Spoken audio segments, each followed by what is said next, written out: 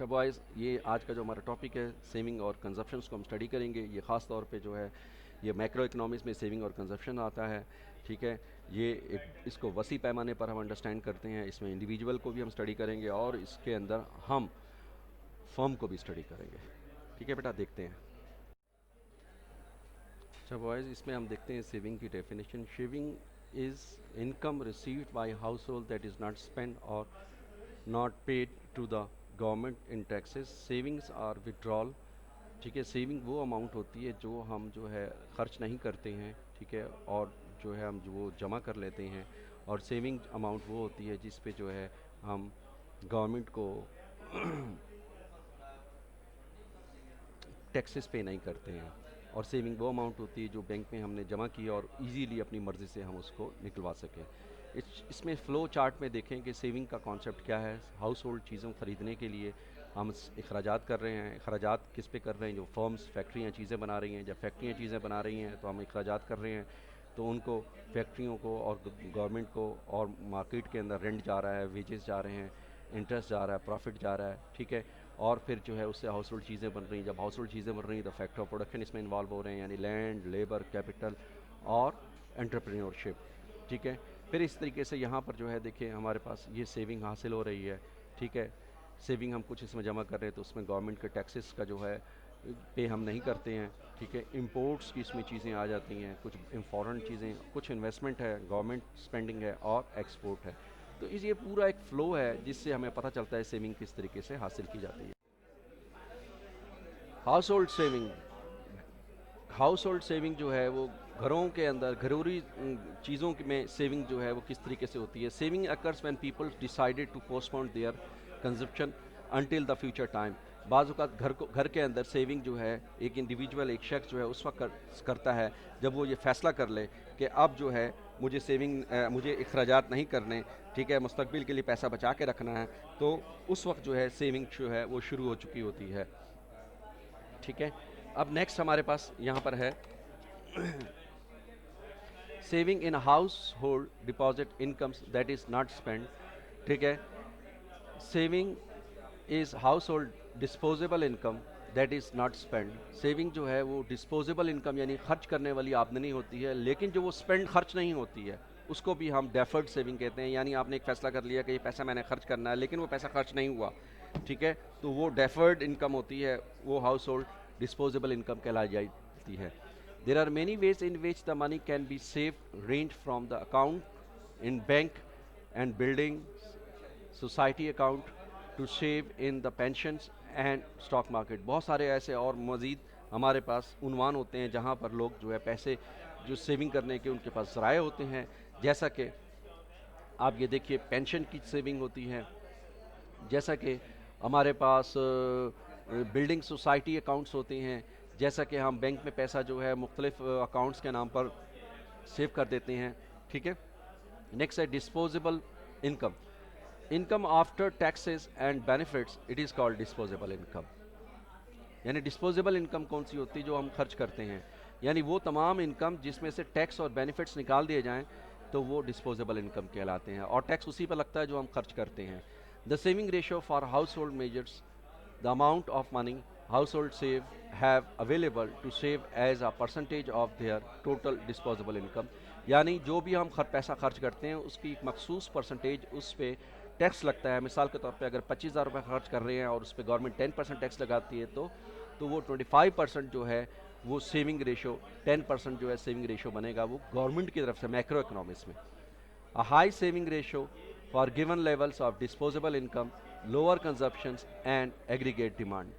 वो कहता है कि अगर सेविंग का रेशो बहुत ज़्यादा बढ़ जाए, ठीक है, for a given level of disposable income, अगर एक मखसूस जो है खर्च करने वाली आमदनी पर बहुत ज़्यादा सेविंग का रेशो बढ़ जाए तो लोअर कंजप्शन, अखराजात कम हो जाते हैं और एग्रीगेट डिमांड और टोटल डिमांड हमारी बढ़ जाती है। इस स्लाइड्स में जो हम ये देख रहे हैं कि कौन कौन से फैक्टर्स जो हैं वो सेविंग के अंदर इन्वॉल्व होते हैं। इसमें है real interest rate, nominal real interest rate क्या होता है? Nominal interest rate adjust the inflations positive real interest rate incentive saving. ठीक है, उसके बाद है price expectation, if a consumption expect price to fall that is deflation they may be choose the saving more now. Availability of credit, consumer borrowing counts of this savings spending is less than current income. यानी credit कब मिलता है, जब consumer जो है वो ज़्यादा से ज़्यादा जो है वो उधार लेता है, ठीक है, और स्पेंड करता है कम, ठीक है, अपने करंट इनकम में उधार ले लिया और अपनी जो है करंट इनकम के अंदर स्पेंडिंग उसकी कम होती है, तो अवेलेबल क्रेडिट होता है, ठीक है. नेक्स्ट है कि unemployment job security, when employment is risking when employment is rising many people save more as a precautions. जब जो है अनएम्प्लॉयमेंट बढ़ जाती है तो बहुत ज़्यादा लोग जो है क्या करते हैं, सेविंग करते हैं. Consumptions, confidence, expectations, uncertainty, tax saving. When consumer confidence is strong, people are more willing to borrow and save less. जब लोगों का जो है इत्मीनान बहाल हो जाता है मार्केट के अंदर, तो वो ज़्यादा से ज़्यादा खर्च करते हैं और कम सेविंग करते हैं. Interest on many types of saving is taxed. बहुत सारे ऐसी जो है वो बचत होती हैं जिसके ऊपर इंटरेस्ट लगता है. Some saving schemes are tax free or low tax. कुछ सेविंग स्कीम्स ऐसी होती हैं गवर्नमेंट की तरफ से जो टैक्स फ्री होती हैं और कुछ पर टैक्स लगता है, ठीक है. नेक्स्ट है trust in saving institutions. Deposit guarantees can encourage the high level of house hold saving in bank. यानी जब जो है हम पैसा जमा कराने की हमें बैंक गारंटी देता है, तो सेविंग लोग जो है ज़्यादा से ज़्यादा जो है वो सेविंग करते हैं और बैंक का सेविंग का रेशो बढ़ जाता है. नीड्स टू पे द डेब्ट्स, और कब ज़रूरत होती है, ठीक है, कर्ज़ा को अदा करने की. Short term saving to repay the credit card bill और सेव द मॉर्गेज डिपॉजिट.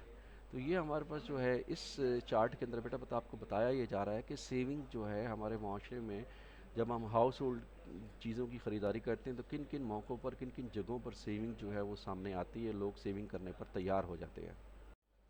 अच्छा, इसके चार्ट के अंदर हम ये बता रहे हैं कि मैक्रो इकनॉमिक्स में ने यानी कुलियाती मीशत के अंदर सेविंग की अहमियत क्या है. Corporate saving provides a cushion during the recession, ठीक है. कॉर्पोरेट सेविंग का मतलब जो बड़े बड़े जो है कंपनीज़ की जो हेड ऑफिस होते हैं उसको कॉर्पोरेट ऑफिस कहते हैं.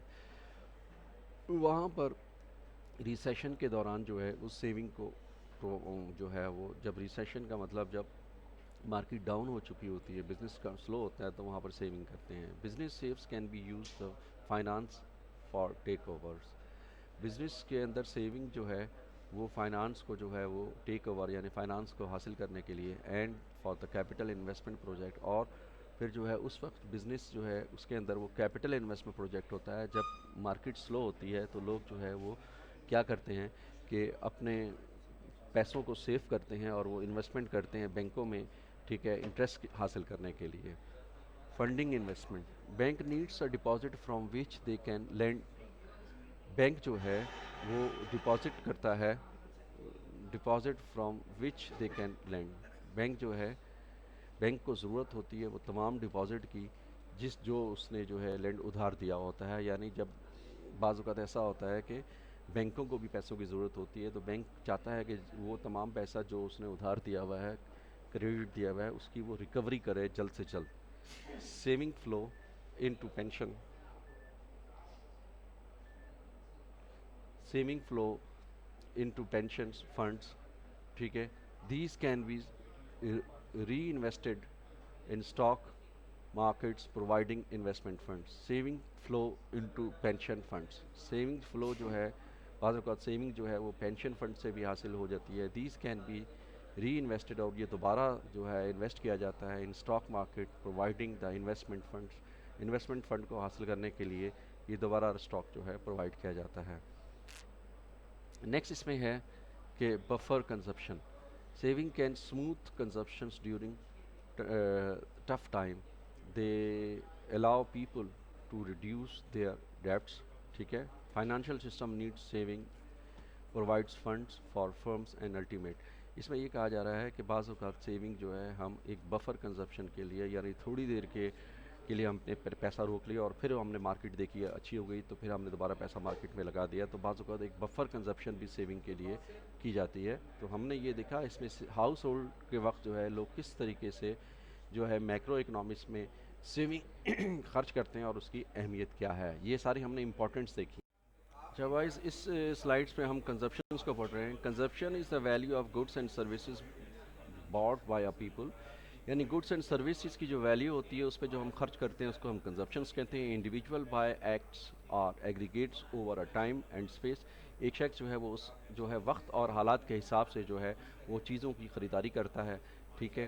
Consumption is normally a large just GDP components, यानी ग्रॉस डोमेस्टिक प्रोडक्ट का एक सबसे बड़ा कंपोनेंट जो है वो कंजप्शन होता है, ठीक है। मेनी पर्सनस जज the economics performance of their country mainly terms the consumption level of dynamics, बहुत सारे लोग जो हैं वो मुआशी हालात को देखते हुए और पर रौनक हालात को देखते हुए जो है जब मार्केट बहुत ज़्यादा उठी हुई होती है उस वक्त वे खराजात करते हैं, ठीक है।